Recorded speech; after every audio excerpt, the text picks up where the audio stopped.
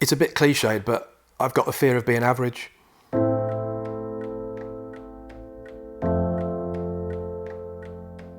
So at the times where I've been too ill to do anything and I've kind of feel like I've fallen from grace, I had a 10-year black hole really in my life, and after the brain operation it was 2 years where if I was going to go out I had to be taken out like a kid again. The main thing was it felt like a waste of life and time.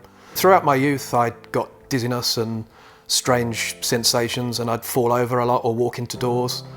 Then I started having a history of operations, which probably just too many to go into. So I think the things that should have killed me or killed my spirit seem to be the things that have built me up to have more of a spirit to fight back.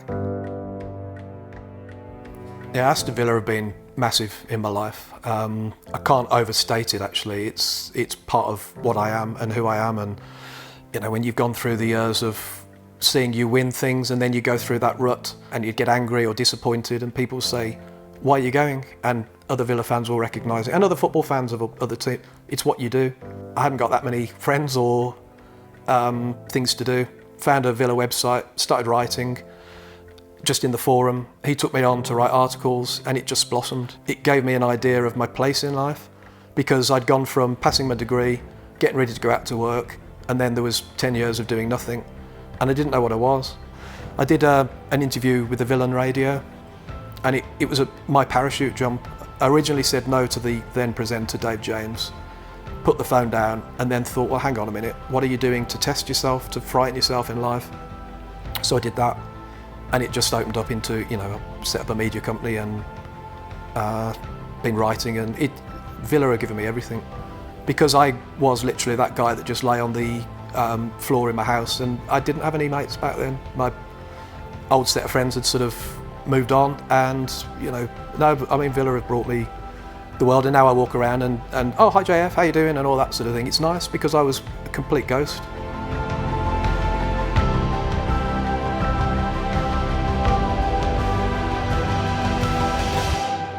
I can't write a book. No one's going to be interested. And it's all quite depressing really. But in 2005, I think it was, I thought, well, because I like writing, I've got a computer and not really a great deal to do on it. I hadn't set up a business and got myself back working at that stage. But as soon as I put my fingers to the keyboard and started No One Said Life Is Meant to Be Easy, it kind of started to make sense that actually this could help. So that was written over a number of years, and I kind of caught up with my life. It wasn't positive enough for me to think about trying to get it published, so I had to get out there and live.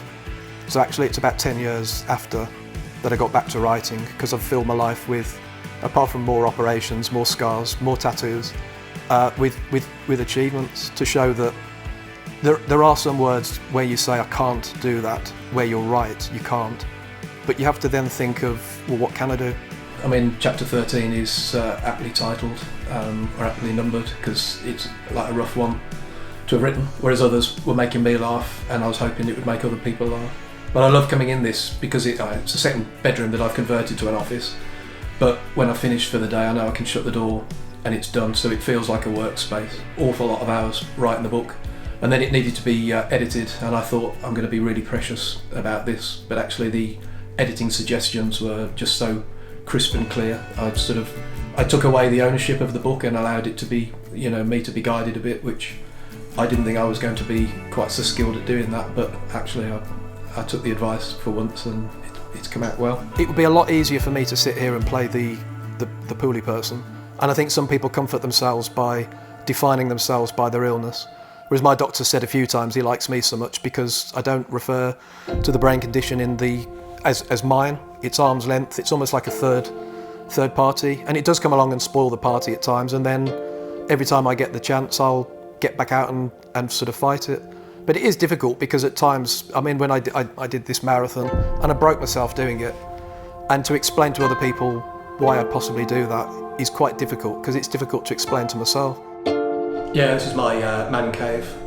I come in, put my music on, shut the door, shut out the whole of the world, keep my phone out of here, and just do whatever I can at the time. So when Villa have lost, it's usually the punch bags that get my attention. But it means an awful lot to me to have a gym myself. For me, mentally, even though my body clicks and creaks and hurts, and I often get very, very tired. This gives me the right chemicals, makes me feel positive. I'd encourage anyone going through good times or bad times to do some exercise, because it's so important to the body and it's so important to the chemicals in your mind.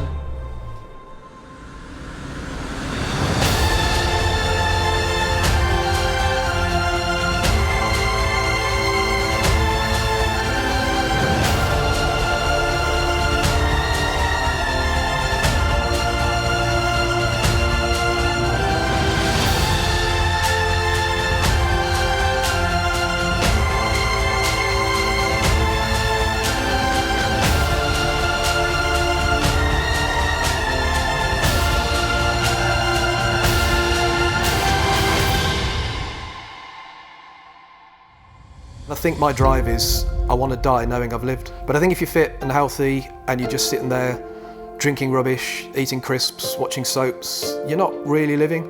And one day you might look back and think, what have I done with my time? But I do like the thoughts of what other people have told me, and you've read it in the book, where they're saying you've inspired me, you've made me reevaluate my life. I think if I can show to some of the youngsters now going through mental health, and the awareness is a lot better now. It sounds a bit grandiose, but maybe sometimes that's your purpose.